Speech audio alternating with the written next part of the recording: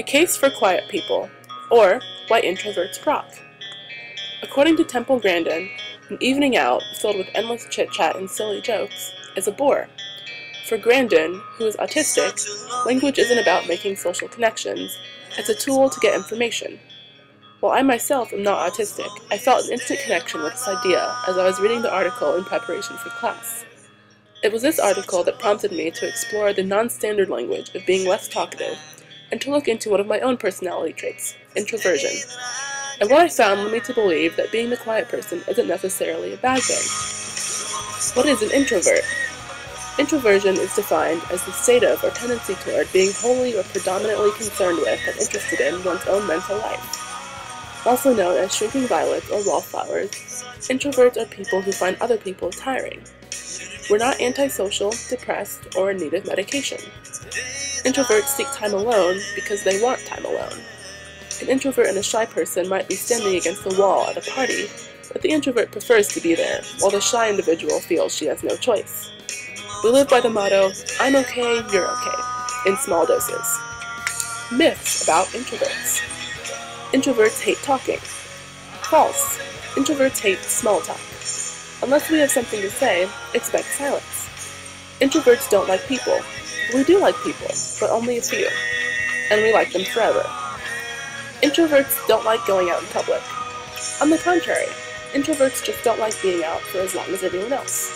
We get the point of an experience soon after arrival and require recharging soon after that. Introverts always want to be alone. That's true. We enjoy time alone with our thoughts, but we do occasionally want to interact with a small group, or, preferably, one other person. Introverts can magically transform themselves into extroverts. We cannot fix ourselves any more than a broken lamp can mend its own fracture. We can, however, attempt to fix a societal bias that views introversion as a problem that needs immediate solving. Caring for your introvert.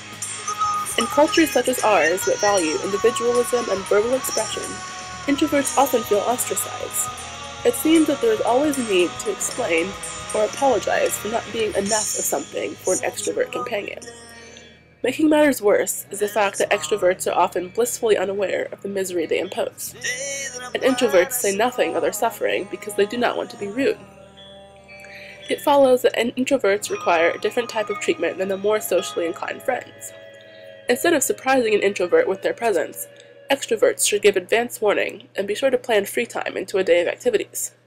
In addition, they should not expect immediate answers to a question asked of an introvert, or interrupt when they do respond. The only thing we hate more than being put on the spot is having to repeat what we've already stated.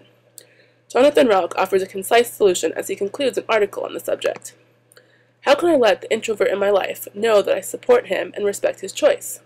First, recognize that it's not a choice. It's not a lifestyle. It's an orientation. Second, when you see an introvert lost in thought, don't say, "What's the matter?" or "Are you all right?" Third, don't say anything else, either. Why introverts rock. The alone time that so many extroverts view as weird is usually time during which introverts are honing their talents. Without introverts, the world would be mostly devoid of scientists, musicians, artists, poets, filmmakers, doctors, mathematicians, writers, philosophers, and other professionals whose jobs require large amounts of solitary work. It would be deprived of the work of people like Martin Luther King, Jr., Bill Gates, or Charles Darwin.